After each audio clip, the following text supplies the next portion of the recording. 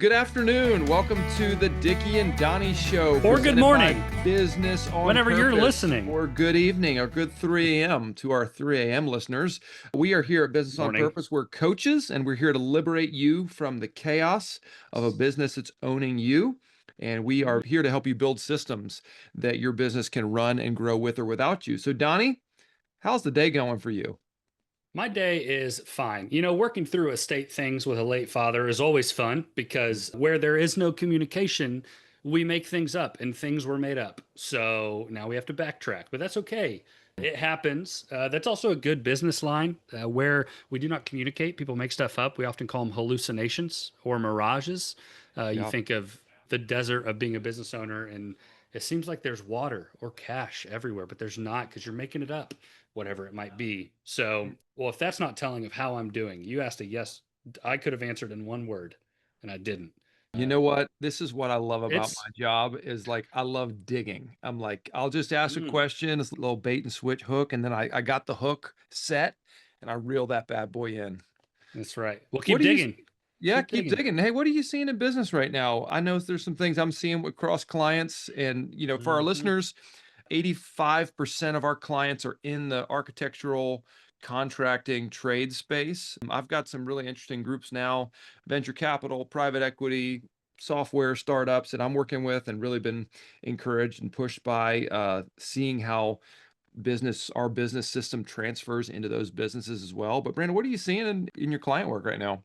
It's a good question. The bulk of mine are in that construction space. I have quite a few custom home builders and some renovation, and I got a few kind of contractors thrown in, be it countertops, flooring, right, gutters, shutters, whatever it might Gutters be. and shutters. Gutters. That should be a merger you guys could do. Keep the rain off and the light out. You know what I'm talking about? Those are pretty good.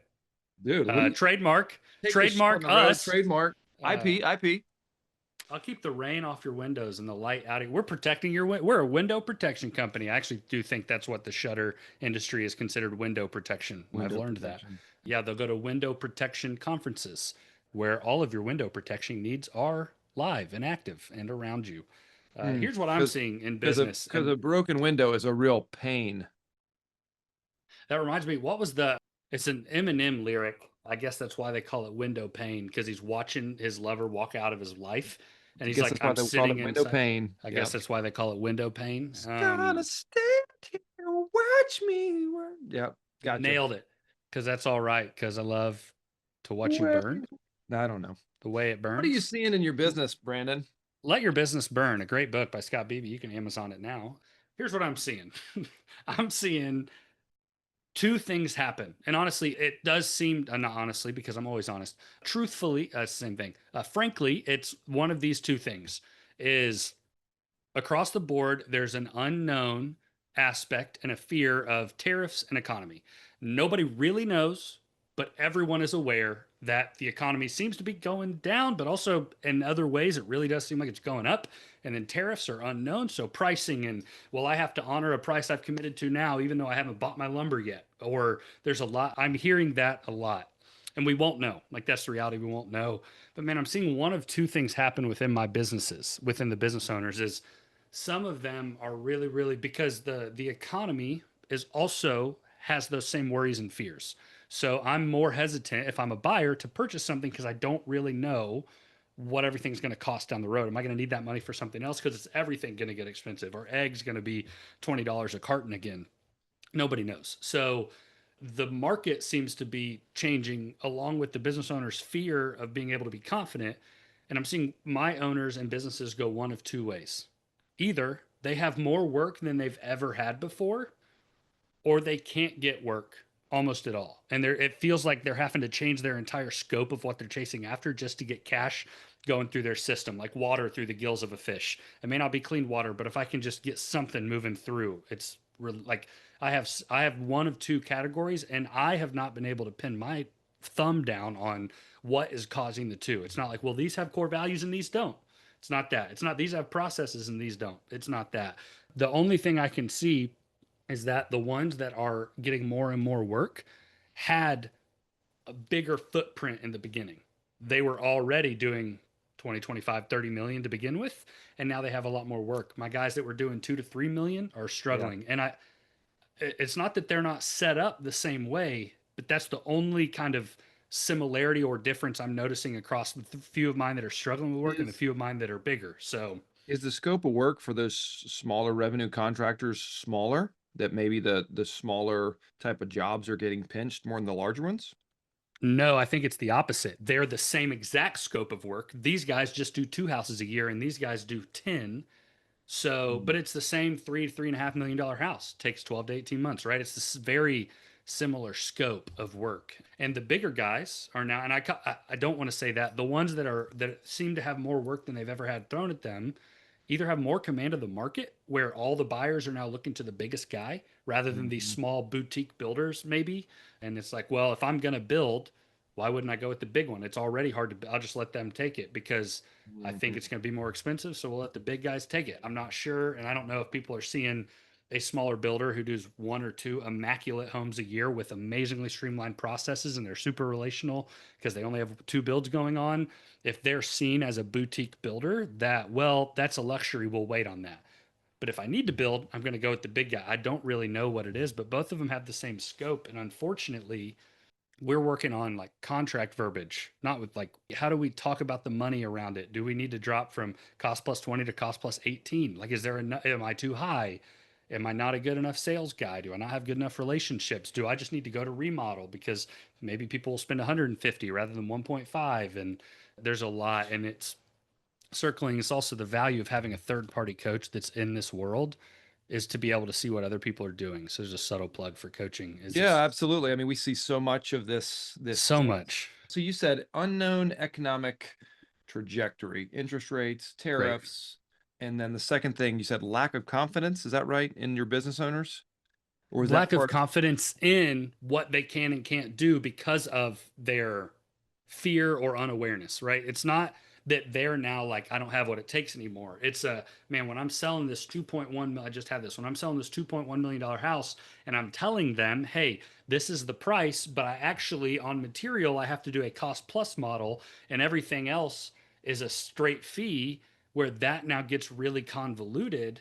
And it seems like they're scrambling when they're explaining it because they're just trying to cover their butts in case lumber triples and yeah, they don't right, want to like do you a did cost. a couple So, years ago, right? and then the clients can smell that when they're like, wait, this is your first time doing it like this. Why are you doing it like this? And it's like, well, because we don't know, because we're scared, because we don't know what's happening. And we're trying to cover our butts. And we're not just saying, nope, this is our fee. And we're not saying, nope, we're bumping all the way to cost plus. So regardless of fees, this is what it is. So the confidence doesn't come from, I don't have what it takes to run a business. The confidence and the lack thereof is coming from, I don't know the trajectory of what's going to happen. And I'm trying to protect myself as much as I can.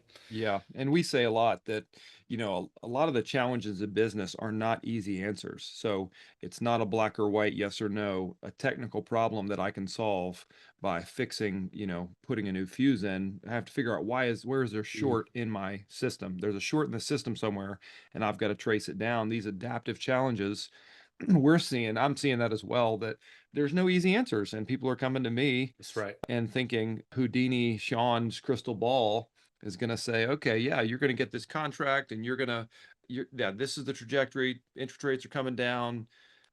I think I'm seeing that. I mean, it's consumer debt is up a ton. So not just mortgage debt, but consumer debt, HELOCs. And so I think it just hit 2 trillion. Was I reading 1.8 trillion? Dang. In my opinion, I went to the store the other day. I went to Food Lion, and Food Lion is my jam. I'd love to be sponsored by Food Lion. I'd love to be the Food Lion executive coach. It'd be fantastic. Building processes and systems for Food Lion. I love the food kitty. I bought a $9 gallon of milk.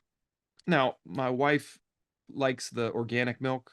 She's got some things. Yeah. Made from organic cows eating organic I mean, grass. Right. basically, they milked the cow in the back of the parking lot, I think, and just brought it fresh to Yeah, me. that's That was right. that expensive. That's right. But That's I that was is what it like, did. "Yeah, how can I it's just people are pinched, so I'm not surprised we're seeing slowing sales. I'm not fearful of that if I'm a business owner.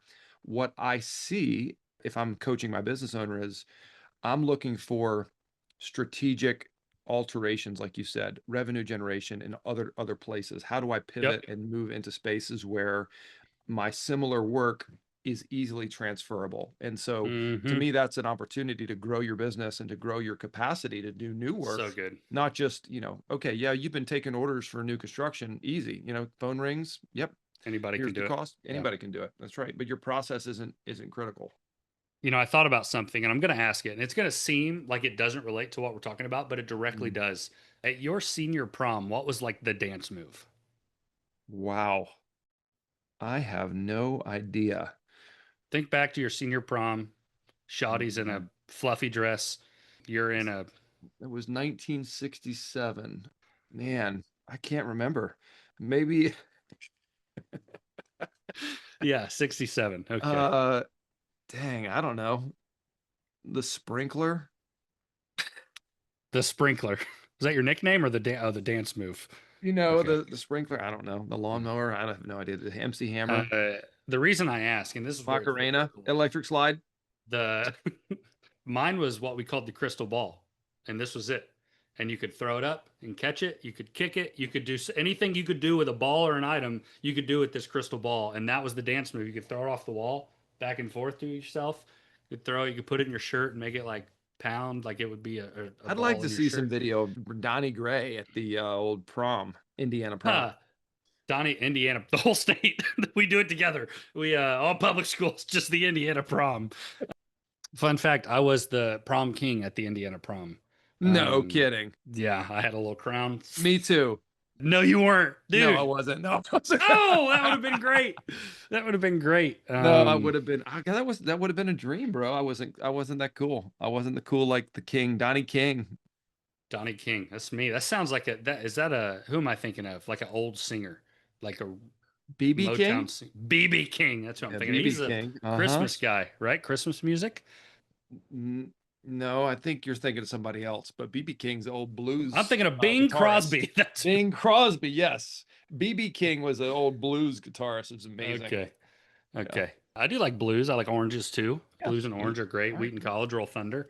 I got a lot of that going on. But So anyways, why you were did you ask mentioning about this ball. This the ball. dance move? That's all. Crystal The ball. ball. Oh, yeah, because of the crystal Crystal ball. ball. Yeah. Yeah, that was our 'Cause dance. I don't. And when I think of senior prom, I think of one thing, and it's being able to communicate clearly with those around you. So the transition here is, I think, in a wavering market, which I would argue we may not have a wavering market. We do have a little bit of an unknown market, which I think you could probably say any day, forever, ever, as we have an unknown market. But the tariffs are confusing and scary and all this stuff. Is the ability to communicate what you do have within your tool belt of a business is really strong. That what I referenced, that $2.1 million house, that builder, what we did, I actually really liked it and it worked. I mean, he got the sell, praise the Lord, is anything he had control over, all his overhead, all his general, like anything he had control over, he put a fee onto and he put his markup and what that, but that was a straight fee. Set out it, the project will be 12 months long. So call it a $1.2 million fee. It was a little less than that, but 1.2 just for easy math. We're going to take 100 grand draw each month. And that's your draw on your general conditions. Anything we don't have control over via subs and material, subcontractors and material, that is going to be marked up at this price. So it's very too clear set. This is a straight number, and we're just going to draw this every month. And then we will give you every receipt on this end, and we're going to mark it up at this. And it was so clean, it was so crisp. And I haven't had anybody that's done a hybrid model like that. Hmm. But the communication of anything we can control, this, anything we can't directly control, this. And the directly what they can't control, the subs and material, was a much smaller markup to not scare away the buyer. And then he I just love baked that. a little bit heavier into his controllables. But what that does as a business owner is if he goes 13 months, you just lost money because you're only getting money for 12. So you got to trust your process, but that's also part of being able to say like, we trust our process. So Mhm. I yeah, love that. that I've was got a his builder solution. And I thought it was really good. I got a builder that did that and did really well on that fixed plus margin, fixed plus cost plus Right. setup. The other thing I'm seeing is that when my good clients that have a very clear sales system, we talked about sales systems a couple of months ago, if they have built that out in a way that they know how to move someone from initial lead to qualified lead to Yep. scope of work to contract, Yep. if there's clear next steps, dates, targets, and you're leading a buyer through that, they do really well because the person that's engaging them knows the next step. If it's unclear, if Yep. there's any ambiguity in your process, you're leaving people and delaying your work. And so you're just going to see delays in Yeah. getting to production. Well, it shows that you don't know what you're doing to an extent of like, well, and then I think, hold on, let me check real quick. No, it needs to be a practiced script at that point Mhm. of, we do that at BOP. I mean, we rep our sales call. We call them a compassionate conversion. We rep them so many times. My first week of working as a BOP coach, I probably listened to 20 of them that have been recorded, and you're learning the transitions. Hey, what about this? Okay. Hey, what's keeping you from actually getting there? Hey, what do you want to invest in? I'm not talking, right. It's all the different things that we learn, but it's a conversation. And because I know it, it doesn't feel, pray, it doesn't feel like a scripted conversation. It's just a flowing conversation.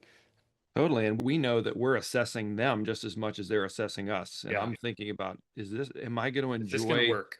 do I have tools to help them? If Right. I sign a new client and I'm thinking I can't help them, well, that's going to be painful. So I'm Well, thinking, how even do I that, we were get them? both prior to recording this, we were both on a compassionate conversion. And I mean, if I think back to literally today's lunch as I was meeting with her, this lady that owns a local business, and there are things she could have said that would have made me be like, not a good fit for a lot of reasons. You either don't need us, or you don't feel chaos, or it's not a good fit, or you don't like, we're going to cut you don't have enough money to like pay us what we're worth, and all these Mhm. things. But you're asking questions to see like, is this going to work? And there's a really strong balance, which is why there's so much value in a scripted sales process, because a good sales process is doing both. It's talking through who you are and answering questions along with getting yours answered. So How many I points are on our ideal client thought checklist? it was 26. 26, 29, something like that. We're checking through, and you obviously don't have to hit every one, but we're assessing, is this person a good fit for our product and how we build Right. business, how we think, Yeah. how we work? And that 26, that ideal client list of 26, like, is this a fit? Are they chasing after us, or are we chasing after them? Right. That was built on the back of years and years of seeing what didn't work with business owners. So, okay, if this doesn't work, where, man, somebody is spending more than they're making routinely, that doesn't look good for us, because that's going to be really hard to get them. We have to change not only the money they spend, but how they approach money. It's just a harder. It doesn't mean we Right. won't coach them, but it's different. Or I'm thinking of a couple of the other ones. They're responsive to us or non-responsive, and we have to reach out via text, video call, message, like email, Mm. voicemail. If we have to reach out in 100 different ways just to get them on the phone, well, we've learned those people are really hard What's the because they need likelihood to they're going to show invest up to back. coaching calls? Right. Very low, right? So Yeah. yeah, this list was built off years and years of data essentially on our end. Donnie, what's something you're working on in your work world, in your professional life right now that's challenging you? Where are you seeing something where you're either growing, I won't say growing revenue, but growing your capacity to coach and to develop businesses, or where are you being changed in just growing our advisory industry? I'm pausing. If you're on Spotify, you can't see me pausing. Because I want to answer. That's a great question. I mean, I know the answer, but I thought that was a Do toss you up. know my answer? Yeah, I thought this was literally a toss up. It was a wiffle ball. I was like, oh, he's gonna knock this out of the park. I know what you're thinking, Crickets. but there's something that I have more on my mind of, but I know what you're thinking of. All right, let's go. Tell me what it is. What you want me to say? No, tell first shot. Tell me what you're thinking, where you're at. This is a personal thing that is directly related to both me and my personal life and me as a coach, employee, human, and all that. And it's just the approach to time like that. And that's not what you were going to say. And I know that. I know what you were fishing for, but you don't. I read the bait. I don't like that bait. I like the See, other. I like I the was flapper one for wheel. two in my fishing today, so that's Um, okay. Yeah. So well, time. What do you mean? What do you mean by that? I just did a leadership training for one of my builders and his whole team. He pulled everyone off site and they were on in the garage of a house they were building on an iPad. It was awesome. All of his employees were tuned in.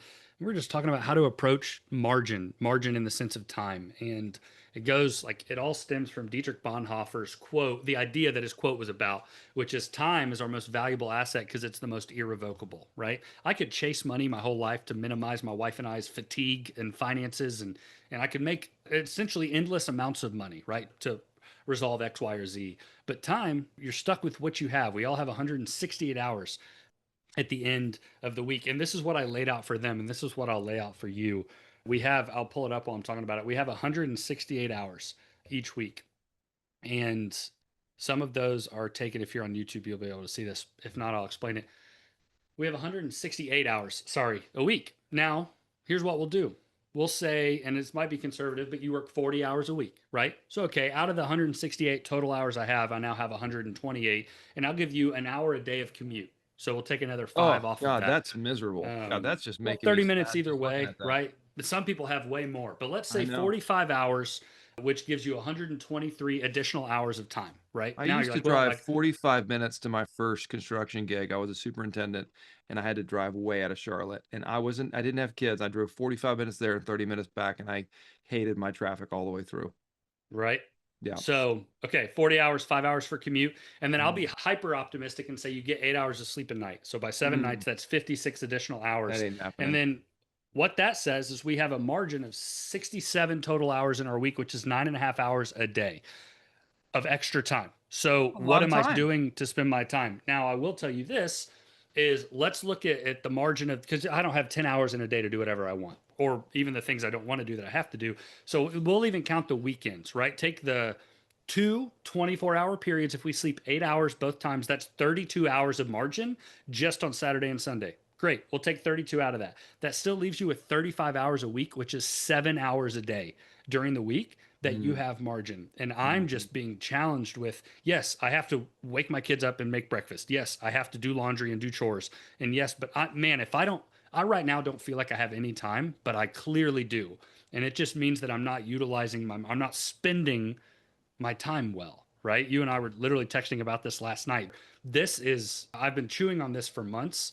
Mm. And you think of this in your workday. So change these hours, but it's for your 8 hours a day, right? Rather than that being your whole life. Now, what I talked to this team was like, what are you doing with your time? Because have you maxed out your space like a hoarder where you got couches pushed up against every wall and you got Yes. TVs hanging on every single wall, visible space, just consuming content? And do you have stacks and stacks of papers and magazines and books and this and plates and all this stuck on it? Like, or are we giving ourselves the margin to be bored and to dream and create and to Mm. be relational and to take my kids out to ice cream and to read and to draw and to like no, I don't have time for any of that because what I've done is I've maxed out my time with everything I possibly can. I've done that within my workday too. I don't leave room for margin for me to dream or create. You know what I Um, appreciate about you, and maybe this is just because you love me, but you answer the phone when I call, and I know you're try really to. busy. So I try usually I to. catch you in the in the car, but I appreciate that. So I've always It's my heard that pleasure. you want So something done, give it to a busy person. yeah, that's what my old coach used to say. If you want something done, give it to the busiest person you know. So, but man, that impacts my work. We can talk about the other thing you wanted to hear some other time. No, I don't want Um, to hear about that. And we did text last night. Dickie and Donnie do business. Dickie and Donnie also do Fortnite. And so Brandon and I will jump sometimes on some Fortnite. And last week I had a breakdown moment. I was like, this is a stupid video game. I was training. very. I'm training for a triathlon. I needed more time. I'm selling a rental house. I'm flipping a rental house. I've got all this like outside life thing. My kids are 12, 14, 16. I was like, I mean, it's fun to get a game in at night or everybody's in bed, but I was like, I need to reset. And so I was like, I'm just gonna try to focus on my workouts in the next couple months so I can train for this triathlon. And I feel it. But it's knowing what you're doing with your margin because it's not wrong to play like I play move maybe jump on once a month for an hour we might play right it's not it's honestly it's one of the most mindless things I do and I love it Totally it's time with mindless. you all that Yeah. stuff it's not wrong to do those things but it's being intentional with your margin whatever that looks like so this podcast went all over the place but here's what I do want to tell you we exist Mm. to liberate business owners from chaos if you're a business owner and you're watching this because you love us or you're in chaos reach out. You can go to businessonpurpose.com. There's a contact form. You can also reach out to Shawn, SHAWN, at businessonpurpose.com or Brandon at businessonpurpose.com. We'd love to connect with you guys. If you're interested in the current state of your business, go to businessonpurpose.com/healthy and it'll give you to our healthy business owner assessment. It's 5 to 7 minutes, just a quick gauge of are we doing some of the repetitious things business owners and businesses need to do to survive long term? If you're caught in this stage of being scared of what's the market going to do and how can I be confident in a sales room when I don't know my cost? So what do I do? I mean, those are things we'd love to talk to you about. That's what we do for a living and we love it. So I love it. And we got anyways, some great guests coming up. The Beebs, possibly one of your clients, and then Drew Burdick on some AI integration and technology. So we've got some Be good on the guests lookout. coming So up. go ahead and smash that like button, click subscribe, and turn on notifications. So anytime one of our podcasts drop, you hear it first. Right on. Later. See y'all.